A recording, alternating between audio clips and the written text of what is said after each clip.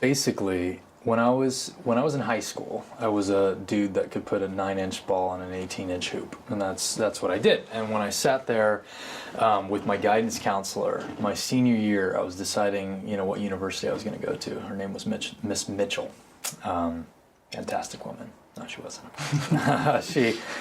When I was sitting there, and Melissa was in the room at the time, and I was asking her, what university you think I was in, and I had a couple of options, whatever. This is your guidance counselor, and. And she says, she's like, let me just stop you right there. AJ, a guy like you, I don't know that you should be looking into university. I think maybe you should become a mechanic. Now, nothing against mechanics. I know some lovely mechanics, but that's obviously not what you want to hear, your senior year in high school. So from that moment on in my life, I decided that I was going to prove that bitch wrong. And I was going to prove everybody wrong in my life that had told me that I wasn't good enough and that I was just a punk and that I would amount to nothing. And I mean, what's the easiest way to quantify success? Dollars. Yeah. So when I sat down and I decided, I did get into university. Fuck you, Miss Mitchell. And when I did get into university, I sat down at a Barnes & Noble's and I was deciding, what I would study, what my course of study would be. And at the time they had these books, and I don't know if they have them anymore, I'm sure they do, but it says degrees that you can study and then income potential over time. So it's just, I looked for the things that would be up and to the right. And that was it. So I kind of keyed in on accounting and finance in particular.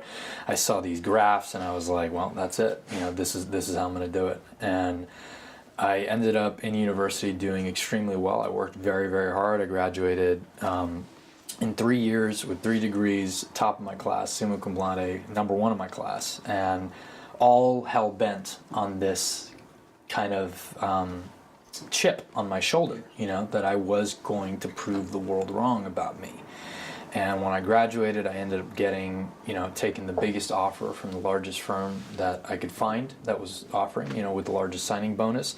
I spent my early 20s making vertical leaps from one firm to the next, which vertical leaps are common in the corporate world, where it's like you basically just leverage one position to go to the next, and as soon as you get that new position, all you're looking for is the next leverage. So you're kind of pulling those levers, which led me to a place in my mid-20s where I learned how to play this game extraordinarily well, and I had a corner office in Manhattan,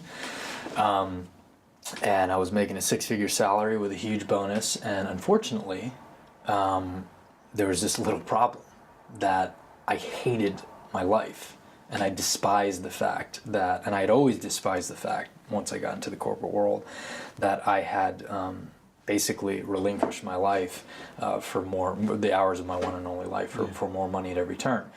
So on December 31st, 2007, I was offered this promotion, and from my boss, and that was the day that it all changed for me. And this promotion would have put me number 2 in my company. It meant that I would have been minted in New York banker terms. So Miss Mitchell would have loved that. Yeah, exactly.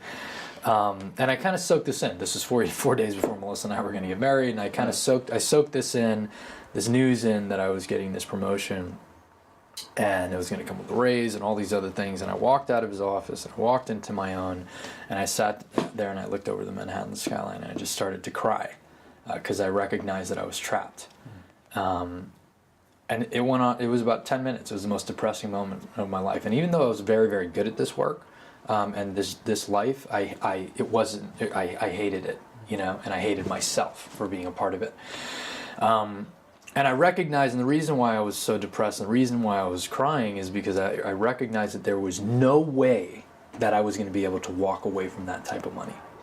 And I had always had these dreams of going out and changing the world and doing extraordinary things and living a life of adventure and a life of meaning, a life like you live right now, and the work that you do with your wife. But I recognized that there was no way I was going to do that. And I saw these visions of myself as a 60-year-old man looking back at me then, mourning the glory of this life that could have been. And that is the moment, that's a long answer to a short question, but that was the moment that it just hit me that maybe, just maybe, I had been duped into living some other dude's life. Yeah. And maybe, just maybe, I could leave right then and there, and that if I didn't leave right then and there, that I was going to be that guy for the rest of mine.